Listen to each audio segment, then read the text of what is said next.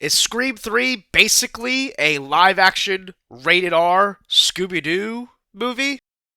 A lot of people think so. Now let's talk about if that's a good thing or a bad thing.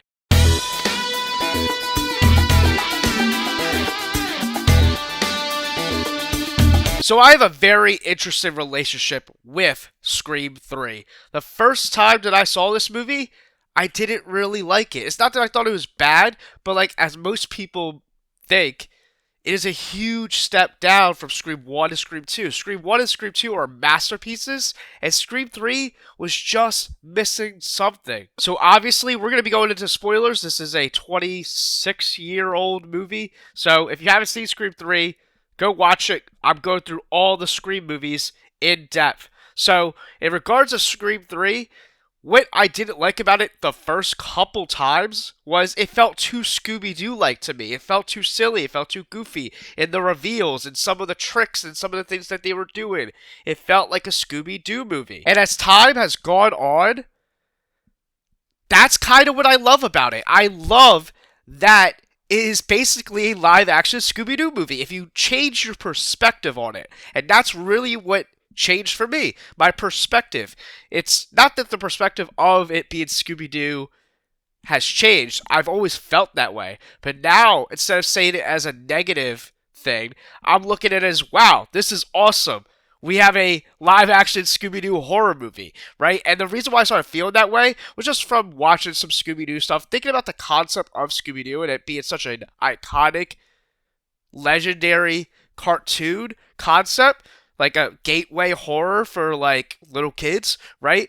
And you have that itch and urge, like, man, I wonder what it would be like to have a live action horror movie in Scooby Doo fashion. Oh wait, we have that in Scream 3. So now that I look at it from that perspective, I absolutely love it. In that world and in that concept, when I look at it from that concept, it's awesome. Especially considering there's flaws about the later entries that I think are less clever than Scream 3 that makes me appreciate this one more. I love that this movie builds upon what Scream 2 did and goes into more of the stab stuff and gets even more self-aware, more meta, bringing you into the world of Hollywood as we're making a movie about the next stab film.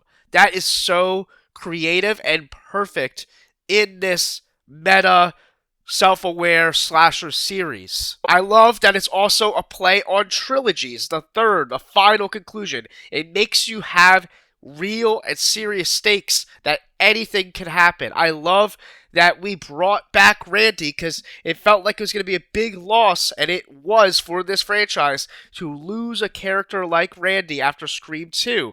But they brought him back in such a creative way as a nice little cameo through a video recording, something you believe Randy would do, right?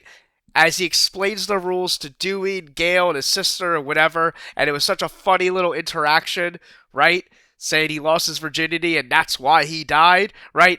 Hilarious, and a great callback to Scream 1, which is also the theme of this movie, was Randy was saying that the trilogy, when you make a trilogy and it's the final conclusion of a trilogy, it always goes back to the original and it brings something up that you didn't realize was always there. That is something that a lot of trilogies and multiple kinds of franchises, not just horror, usually does.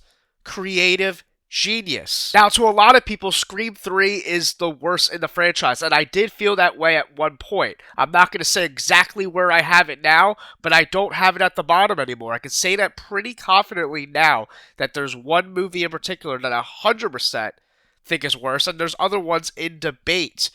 But, even with that said, it's a love or hate movie for a lot of people. Some people absolutely think it's terrible, and they think it's the worst by far. Some people think that it's the worst by far, but there's no bad Scream movies, and that's always the camp that I was on, even when I didn't like this movie as much. I never thought it was bad, right? I just like it a lot more and appreciate it a lot more now. But there is a huge cult following for this movie, which that cult following, I'm starting to get brainwashed by those people. The cult following for Scream 3 is very enthusiastic. Again, we're going to the spoilers, so killer reveal now. Roman Bridger There is a huge cult following for him as a killer. I don't think he's that good. I've never been that crazy about him. He's definitely lower tier for me. Not the worst, but lower tier. There's definitely a good handful of names I like more, but I appreciate him more now because some people absolutely love him and have him as their number one, two, or three, which I think that's a little far. It's definitely a little far, but I think it's a good psych out. You think that he's dead, but he's really not, right? And it's kind of cool that he's this solo killer. Now, some people don't like that. Oh, it erases everything that Billy and Stu did. Sure, but I still think you could watch Scream 1 on its own and ignore that Roman Bridger ever did it if you want to. You can have your own headcanon with this stuff. We already do that with a lot of other franchises. Like, a lot of people have their own headcanon on Halloween, on how they think those things play out. So you could do the same thing with Scream. I think it's fine. I don't think it takes away anything from Scream 1 if you don't want it to. Sidney Prescott is great in this movie, but she is sidelined through most of it. The stars of this movie really are Dewey and Gale, and the one major thing that has always held back this movie for me is Gale's hair. I have a whole video that I made like 2 years ago about Gale's hair. If Gale's hair didn't look as bad as it did, and she looked as good as she does in Scream 1 and Scream 2, this movie, I think, skyrockets at least a half a point for me. That's how big it is for me. I know that sounds crazy, it sounds ridiculous, but that was one of my major flaws because Gale's such an integral part of this movie and her relationship with Dewey and everything that goes into that. Even her doppelganger, the girl that plays her on Stab 3 production, right? They're hanging out. Gale has a lot of screen time in this movie, so you have to get used to that hair. And now that I think of it as a Scooby-Doo concept movie and whatever, and the movie's silly, is goofy and wacky, I just ignore the hair at this point. It is what it is. After seeing this movie 100 times now, I got used to it. Kinda. I still don't love it. It's by far the worst Gale look because Courtney Cox is a beautiful woman and she looks amazing in Scream 1 and Scream 2. And it's crazy what a haircut can do to you, man. It really can change everything. It's wild. So yeah, for me, the biggest flaw really is the hair. There is some little tone or pacing issues that don't make it hit the same as Scream 1 and Scream 2, that's for sure. But I do appreciate it more now. I do look at it as a fun, silly, over-the-top, right, killer reveal and everything that goes into it. I think Cindy is great. I love her score. I love that she's on this remote place, right, and the killer finds out she lives there. That was something that was pretty menacing, and like the ghost mom thing with Cindy, I thought was pretty creepy. The very first time I ever saw it, I was actually kind of freaked out when she's banging on the window and Cindy's looking at it. You don't realize it's a dream. It's kind of Wes Craven tapping into his Nightmare on Elm Street roots again. I was kind of freaked out by it. Now it seems silly now, and it doesn't obviously get me upon rewatch multiple times seeing this movie. And I can see someone saying, "How did this get you?" I don't know, but it did the first time. It made me eerie. I was like, "Ooh, I don't like this. What's happening right now?" Because I'm used to Scream being just a straight up slasher movie or whatever, and now we're going into this weird territory. Wes Craven's directed, Nightmare on Elm Street. I like it. I like that scene, and I have nostalgia for being afraid of that scene in the past. I like Patrick Dempsey as Kincaid. He comes off as this cool, good-looking cop that you don't know if you could trust or not. He really does play a good red herring throughout this movie the entire time, and also a possible love interest candidate for Sidney Prescott, which I also appreciated. I think there's some really, really good moments between him and Sidney, him and Dewey, right?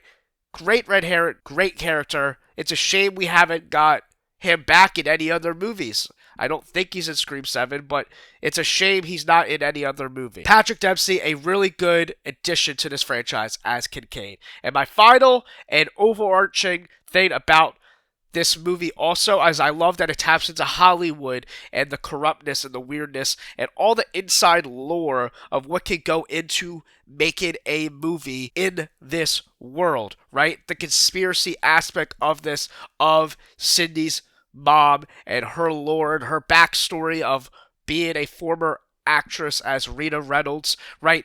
Lots of cool and interesting ideas that are meant to be unpacked in this movie. So, Scream 3, as silly, as campy as it is, and it is silly and campy, it does have a lot to say in a lot of different areas, depending on how you look at it, and I do think, over time, when you change your perspective on this movie, there's a lot to like in this movie. So even if this is your worst in the franchise, and I can see why it could be your worst. It's not my worst anymore, right? I do have something below this, but I can see why this would be. But even so, it's not a bad movie. If this is your worst slasher movie in your franchise, you're doing a great job. Scream is amazing on the idea of making consistent, good movies. And I hope that Scream 7 follows up with it in the future, still making it the most consistent horror and slasher franchise of all time. Alright, I'm going to wrap it up here. Leave a comment down below. What do you think of Scream 3? Do you think it's a live action horror rated R Scooby-Doo movie? And if so, do you look at it as a good thing or a bad thing? And if you do think it's a bad thing, did I change your perspective on it? Does it make you think, you know what, that is kind of cool that we even have that as an option? And maybe go back and rewatch it and think of it from that lens and go, you know what would it look like? And now you watch it in a different new lens that makes you like the movie. I didn't talk about the opening scene as well in this movie. This just came on the spot now. Love the idea of having Cotton Weary and the voice changer and all that stuff of you don't know who the killer is because he's mimicking everyone's voice throughout the movie. That was a really creative way to get Cotton Weary got, right? Impactful opening scene because of a character that we've kind of fall in love with in Scream 2, right? And they use that throughout the movie to trick the audience and to trick, the victims or possible victims by Ghostface changing to each character's voice. I thought that was a really cool, innovative, creative concept for Scream 3. That's my last tangent. Like and subscribe so you can see more Scream content. I'm going to have Scream rankings and all sorts of stuff coming soon. So subscribe, and I'll see you guys next time.